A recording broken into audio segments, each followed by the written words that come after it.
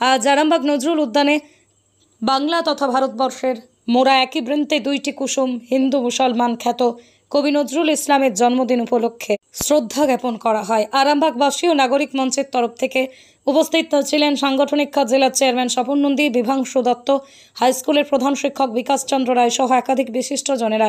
কি বললেন তারা শুনুন আপনিও। আপনারা দেখছেন খবর আরামবাগ, যে কথা কেউ বলে না, আপনার পাশে, আপনার সাথে।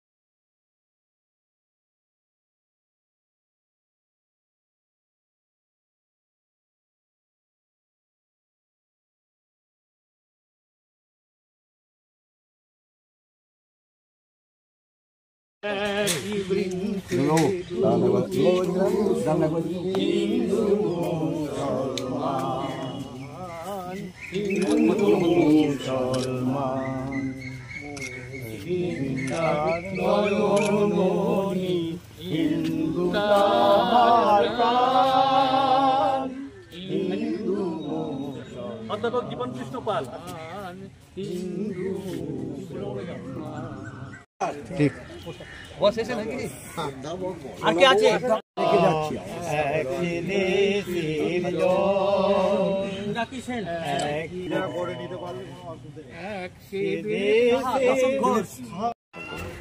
আজকে আপনারা জানেন যে আমাদের যে বাংলা গোটা ভারতবর্ষের যে সেই কাজী নজরুল ইসলাম যার নাম, সে তার আজকে সেই জন্মদিন। আমাদের আরামবাগ আমাদের এসডি অফিসের পাশে যে কুটিরপুকুর আছে, যেটা নজরুল উদ্যান হয়ে, এটা আমরা তখন পৌরসভার পক্ষ থেকে সংস্কার করে এখানে সেই নজরুলের মূর্তি স্থাপন হয়েছিল। আজকে আমরা সকলে মিলে আমাদের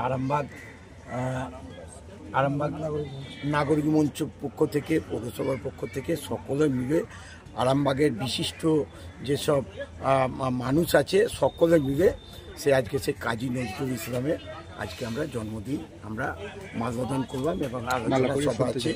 হ্যাঁ, আলোচনা সভা আছে, আমরা যে একটু আলোচনা করব। আমরা এই নজরুল উদ্যানে বসি, তাই সেই একই বৃন্তে দুটি কুসুম, আমরা হিন্দু মুসলমান।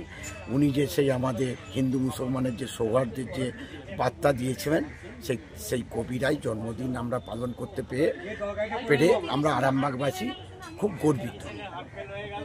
আমাদের আজকে মানে আমাদের একটা অত্যন্ত আনন্দের দিন। আমাদের নজরুল ইসলাম বিদ্রোহী কবি যিনি, তার জন্মজয়ন্তী আজকে।